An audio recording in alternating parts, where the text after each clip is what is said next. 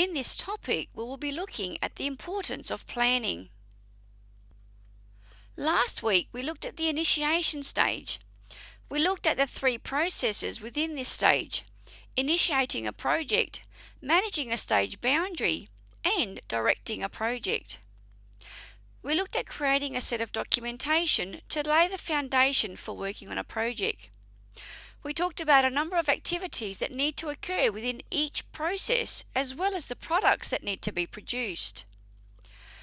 We also identified a number of strategy documents that need to be created.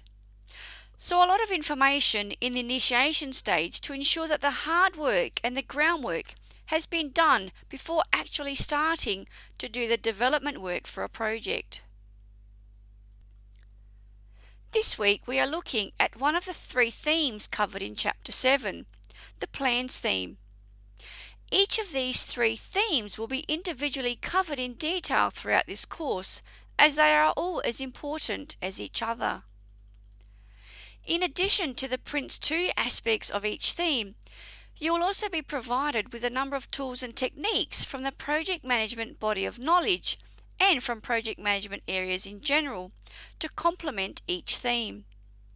They will help you with project planning, managing quality, and a number of factors in relation to risks that may occur in a project. So why do we plan? Well, if we don't plan, we plan to fail. Planning is fundamental to the success of a project, and poor planning is a major contributor to project failure. So whatever tasks or projects you are embarking on, work towards effective planning, as this is really critical in ensuring effective project management. Being a really good project manager is also dependent on how well you've planned a project in advance. Without having some sort of plan up front, the project is going to be difficult to control, as you're not going to know who's doing what, when things are getting done, and when things need to get done by. A good plan allows you to have as much control as possible during a project. It also facilitates communication with all stakeholders throughout the entire project life cycle. I would now like you to take some time to think about any projects or events you have had experience in planning or not planning. What did you plan for? Some examples could include a party, wedding, building a house, landscaping, a corporate event, networking your house. Did you plan successfully or unsuccessfully? What things did you take into consideration when planning your project or event?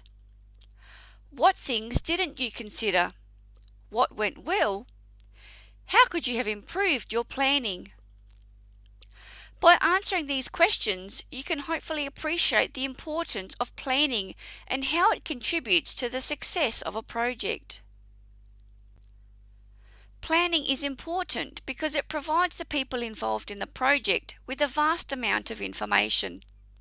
It tells everybody in the project what's required, how it's going to be achieved, who's going to achieve certain things, what specific equipment and resources are needed for the project, and what events will happen in the project. In addition to all of those things, the plan will stipulate whether the 6 project performance targets are actually achievable in relation to time, cost, quality, scope, risk, and benefits. There are a number of benefits to planning which are self-evident. Planning can help you think about the scope of the project and really lock down what is actually required. This is really important because all too often the scope is unclear, and when you have an unclear scope, you're going to have an unclear deliverable, an unclear output, and that output may not meet the objectives of the initial purpose of carrying out the project in the first place.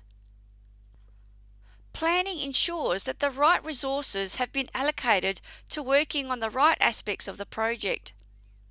It can help to identify any interdependencies between teams or stages within a project and enable you to control the path of the project, what needs to happen, and potentially in what sequence things need to happen.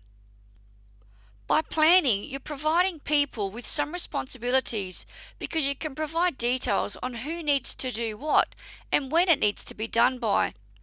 So you've got a clear picture of what everyone is accountable for. In addition to that, by creating a plan and knowing what needs to be done, who needs to do it, and when it needs to be done by, you can start thinking about identifying and assessing the potential project risks.